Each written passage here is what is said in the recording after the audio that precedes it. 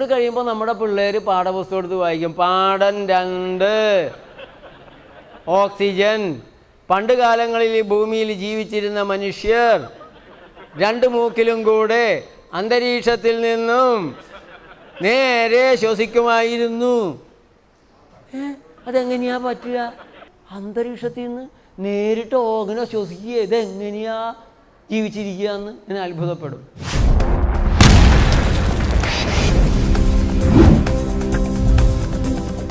നമ്മുടെ ശരീരം നേരെ ചൊവ്വ മനുഷ്യ ശരീരമായിരിക്കുന്നത് പോലെ ആയിരിക്കണ്ടേ? അപ്പം അങ്ങനെയാണെങ്കിൽ ആ ശരീരത്തിലെ രക്തമജ്ജ മാംസാദികൾ എന്ത് ദഹിച്ച് ഉണ്ടായതായിരിക്കണം? ഇത് ദഹിച്ചുണ്ടാകുന്ന സാധനമാണ്. നമ്മൾ കഴിക്കുന്ന ഭക്ഷണം ദഹിച്ച് ശരീരമായി രൂപാന്തരപ്പെടുകയാണ്. കഴിക്കുന്ന ഭക്ഷണത്തിൽ നിന്ന് രക്തമജ്ജ മാംസാദികൾ ഉരുത്തിരിയുകയാണ്. റോ മെറ്റീരിയലിൽ നിന്ന് ഒരു പ്രൊഡക്റ്റ് ഉണ്ടാകുന്നത് പോലെ ആ ഒരു തരത്തിൽ കഴിക്കുന്ന ഭക്ഷണം പല ഘട്ടങ്ങൾ കഴിഞ്ഞ് കവിള്, കണ്ണും മൂക്കും ഒക്കെ ആയിട്ട് വരികയാണ് ചെയ്യുന്നത്. അതൊരു ഓട്ടോമാറ്റിക് പ്രോസസ്സാണ്, നമ്മൾ അറിഞ്ഞുകൊണ്ട് നടക്കുന്നതല്ല. നമ്മൾ അറിയുന്ന പ്രവർത്തനം എന്താണ്? ടേസ്റ്റാ, ഇതാണ് നമ്മൾ അറിയുന്ന പ്രവർത്തനം. നമ്മൾ അറിയുന്ന പ്രവർത്തനം നമ്മൾ ആഹാരം കഴിക്കുന്നു. ഈ ആഹാരത്തിന് എന്ത് സംഭവിക്കുന്നു എന്നുള്ളത് നമ്മൾ അറിയുമോ? പിന്നെ നമ്മൾ അറിയുന്നൊരു കാര്യം ആഹാരത്തിൻ്റെ ബാക്കി പുറത്തേക്ക് പോകുന്നതാണ്. പിറ്റേ ദിവസം രാവിലെ പുറത്ത് പോകുന്നതാണ്. അത് ബീറ്റ്റൂട്ടൊക്കെ കൂടുതൽ കഴിക്കുകയാണെങ്കിൽ ചുവന്ന നിറത്തിൽ പോകുന്നത് അറിയാം. എരിവ് അച്ചാറൊക്കെ വളരെ കൂടുതൽ കഴിക്കുകയാണെങ്കിൽ പോകുന്നത് എരിയുന്നതറിയാം. ഈ അറ്റത്തും അങ്ങേ അറ്റത്തും മാത്രമാണ് അതിൻ്റെ ഫീലിംഗ് കിട്ടുക.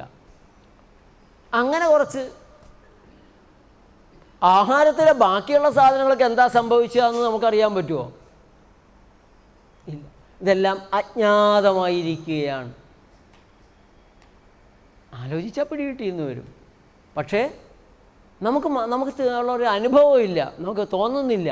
നമ്മൾ കഴിച്ച ആഹാരം പോയിട്ട് രക്തത്തിൽ കയറി ഗ്ലൂക്കോസായിട്ട് ചോറെല്ലാം മാറി അതിങ്ങനെ ഓടുന്നതും പാൻക്രിയാസ് ഇൻസുലിൻ പുറപ്പെടുവിക്കുന്നതും ഇൻസുലിനും ഗ്ലൂക്കോസും കൂടെ ചേർന്ന് കോശങ്ങളിലേക്ക് ചെന്നിട്ട് അവിടെ ഊർജം ഉൽപ്പാദിപ്പിക്കുന്നതും പ്രോട്ടീനും ഫാറ്റും ചെന്നിട്ട് പുതിയ കോശങ്ങൾ നമ്മൾ അറിയുന്നില്ല, നമുക്ക് മനസ്സിലാകുന്നില്ല, നമ്മൾ തിരിച്ചറിയുന്നില്ല, നമുക്ക് തോന്നുന്നില്ല, നമുക്ക് ഫീൽ ചെയ്യുന്നില്ല. അതെല്ലാം ഓട്ടോമാറ്റിക്കായിട്ട് നടക്കുന്നൊരു പ്രോസസ്സാണ്. അവിടെ ഒരു രോഗം വന്നു കഴിയുമ്പോൾ, ആരോഗ്യത്തിന് തകരാറ് വന്നു കഴിയുമ്പോൾ അപ്പോൾ മാത്രമാണ് നമ്മൾ എന്തോ കുഴപ്പമുണ്ടല്ലോ, എന്താ ഇനി ചെയ്യണ്ടേ എന്ന് ആലോചിക്കുന്നത്. ഈ ഓട്ടോമാറ്റിക് പ്രോസസ്സിൻ്റെ ഈ മെഷീനറിയുടെ ഉള്ളിലേക്ക്, ഇത് മെഷീനറിയാണ്, നമ്മൾ ജ്യൂസറിൻ്റെ ഉള്ളിലേക്ക് ഇട്ട് കൊടുക്കുന്നു.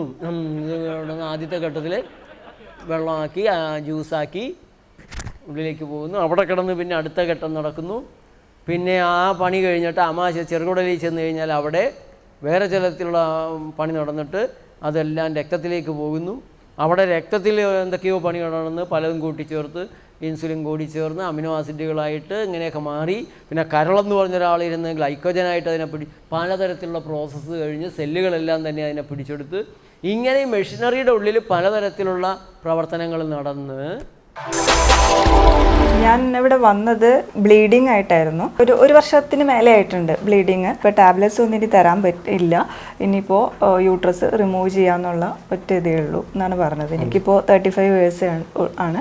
അപ്പോൾ ഈ ഒരു ഏജിൽ നമുക്ക് യൂട്രസ് എടുത്ത് കളയതിനെ കുറിച്ചിട്ട് എനിക്കത് ഒട്ടും അത് അക്സെപ്റ്റ് ചെയ്യാൻ പറ്റാത്തൊരു കാര്യമായിരുന്നു. ഇപ്പോൾ എനിക്ക് ആ ഒരു ബുദ്ധിമുട്ടൊന്നും തോന്നുന്നില്ല. ഒരു 3 ദിവസം മുന്നേ തുടങ്ങിയിട്ട് ഇപ്പോൾ തീരെ ബ്ലീഡിങ് ഒന്നുമില്ല, പൂർണ്ണമായിട്ടും നിന്നു. അവസാനം മെഷീനറി തന്നെ ഈ കിട്ടിയതിനെ മെഷീനറിയുടെ ഭാഗമാക്കി എടുക്കുകയാണ്. അതൊരു അത്ഭുതമാണ്. പണ്ട് കാലങ്ങളിൽ പുഴയിലും കുളത്തിലും കുളിച്ചിരുന്നു മനുഷ്യർ.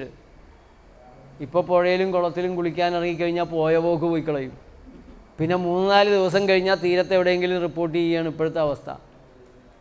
പണ്ട് കാലങ്ങളിൽ മനുഷ്യരെല്ലാം കുളത്തിലും പുഴയിലും അരുവിയിലും ഒക്കെയാണ് കുളിച്ചിരുന്നത്. അപ്പോൾ കുളി കഴിഞ്ഞ് കയറി വന്നിട്ട് അവിടെ ഒരു കരിങ്കല്ലെടുത്ത് വെച്ചിട്ടുണ്ടാവും. എന്താ ചെയ്യുക?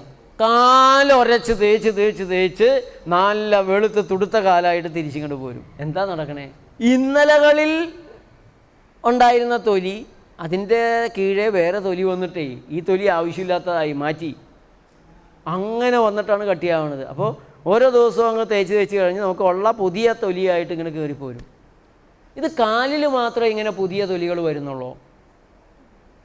ദേഹമാസകലം കാലിൽ കൂടുതൽ വേഗത്തിൽ കൂടുതൽ തൊലി വെക്കേണ്ട ആവശ്യമുണ്ട്. ആ ഭാഗം അങ്ങനെ ഉപയോഗിക്കുന്നതാണ്, നടക്കുന്നതാണ്. പണ്ട് കാലത്തൊക്കെ മനുഷ്യർ നടക്കുമായിരുന്നു.